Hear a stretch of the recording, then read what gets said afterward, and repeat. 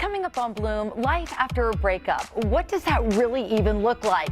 Best-selling author Sara Davison, also known as the divorce coach, has ways to live that next chapter to its fullest. Everybody reacts differently, and it's tough, so accepting it's going to be a bit of a challenge, but you can get through it.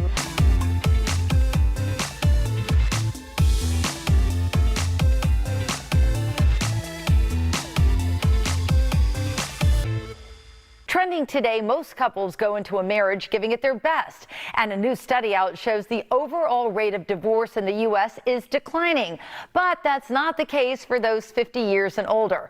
The rate of divorce has doubled over the last 2 decades. The study also found that the divorce rate was 2.5 times higher for those in this age group who had previous marriages. So if you just can't make that relationship work, what does that next chapter of life look like?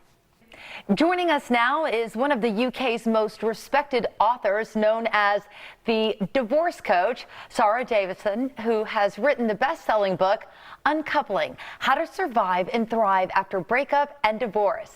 Sara, welcome to Bloom. Oh, thanks for having me, Gayle. Thank you so much. So let's start with a little bit about you. You had your own personal journey in life, and it kind of led you to where you are today and to writing this best-selling book. Yeah, absolutely. Well, about 13 years ago, I discovered that my husband no longer wanted to be married to me and that he'd met somebody else and was madly in love.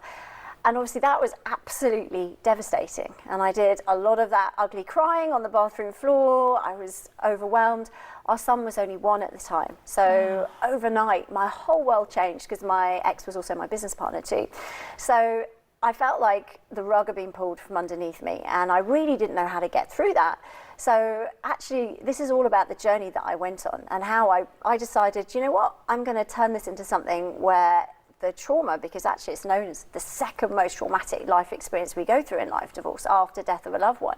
So I thought, you know what, I need to take these skills and actually use this trauma to help other people, which is what I've done. So having been through it myself, I knew that I could change that, and that's what I went on and did. Now, is this something that caught you completely off guard? Did you see signs? Well, it's really interesting, isn't it? With hindsight, I can see there were definitely red flags. At the time, and this is really normal, and I see it in my coaching clinic all the time, you don't want to see those. You have your rose-tinted glasses on and you carry on. And I was a big believer that marriage is forever, and you work through those tough times. So yes, there were definite challenges, but I thought we would just work through it together. So I got that wrong. But now with hindsight, actually those lessons are what I've put in the book, and I can show people actually how you can spot the signs. But to your point, whether it's something that catches you relatively off guard, or it's something that's looming and then you just feel that the marriage is deteriorating, or the relationship, you don't necessarily have to be married, you can just be in a relationship. When that ends, it's a traumatic event, and people react to that differently. Some stay stuck, some want to move on right away, and so you're there to help make that more seamless and to let them know they can live their best life, but maybe the journey that they go on matters. Yeah, absolutely, and you're so right. Everybody reacts differently, and it's tough, so accepting it's going to be a bit of a challenge, but you can get through it is really, really important from the get-go. But yeah, I'd see, like last week I had 3 different women in my clinic. Their husbands had all cheated on them, so similar situation. One was stuck in anger, rage actually, she was really upset. The other lady, one of them was crying all the time, just uncontrollable sobbing, which again is quite normal in the early days. And then the third was delighted. She was over the moon he'd gone, but she was stuck. Like you said, she was stuck in that place where, well, how do I live my life without him? So yeah, I'm all about taking your power back and seeing this as a golden opportunity to redesign your life just the way you want it now. So there's lots of empowerment, learning about yourself, going on a personal journey to really work out who you are now, so that you can build a future that you're actually genuinely excited to live. And you talk about stages that people go through after a breakup. Tell me more about that. Well, everybody goes through, there's 5 stages of grief, which is the same as when someone's died, and it's very similar for breakups as well. Because if you think about it, you've got to grieve the loss of that relationship and that person in your life. So quite often at the beginning we go into denial, where we don't want to sort of acknowledge. A lot of people won't even talk to their best friends about what's going on because it makes it more real. And then we go into anger, and anger can be, you can get really stuck in anger. I see a lot of clients who are stuck there permanently because that rage comes up. And then it sort of goes down into a bargaining stage, which I find really interesting because it's kind of like we want to move on, but we're scared, and we'll even stay in situations in a relationship and try and get that relationship back, even if we weren't happy. Because as human beings, we don't like change. So we'll try and keep that going. It's called the bargaining stage. There's depression, obviously, that you go through. But again, I see so many clients saying, I'm stuck in depression now, that's it, that's me.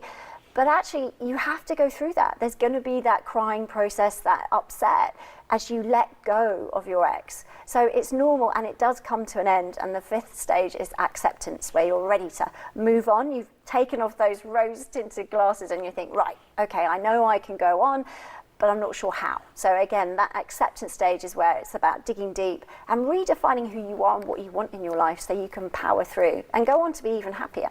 And there are those that, right away, they just can't be alone. They let go of a vine and they grab another one as fast as they can, and that can be dangerous. Oh, yes, yeah. I mean, it's very, very true that quite often people will jump straight into something else because the biggest fear is being alone.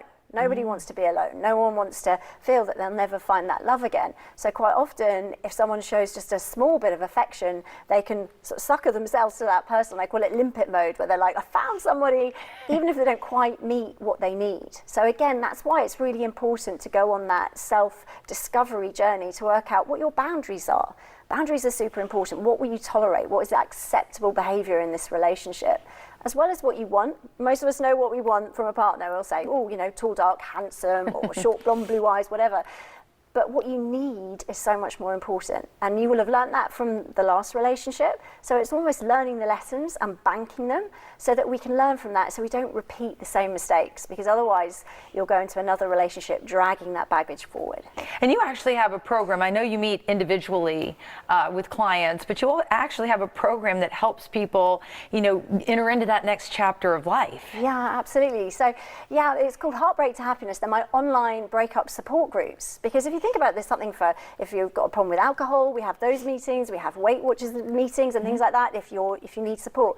But for heartbreak, there really wasn't anything. So I created online support groups so people can dial in and get the support they need from my accredited coaches who I've trained myself to give that support as and when they need it. That's incredible. Well, we actually have a surprise for you that we want to share with you here on Bloom. This is a first. You have been revealed on the cover of an international magazine, La Palme, and we want to show everybody. Here is Sara on the cover, and you look dynamic. This is the magazine cover for the fall 2022 issue, coming soon, but we have a first look. And we're so honored that we could be the ones to share it with you. Oh, that's so amazing. I'm so excited. Thank you so much. And we were super excited to have you on the show. And this is I know a subject that's going to resonate with so many people. And there are probably so many that need the help. So thank you for sharing your book, your program, and all your incredible advice. Oh, thanks for having me on, Gayle. Absolutely. And I've put Sara's tips for you on our website. All you have to do is head to WFLA.com/Bloom.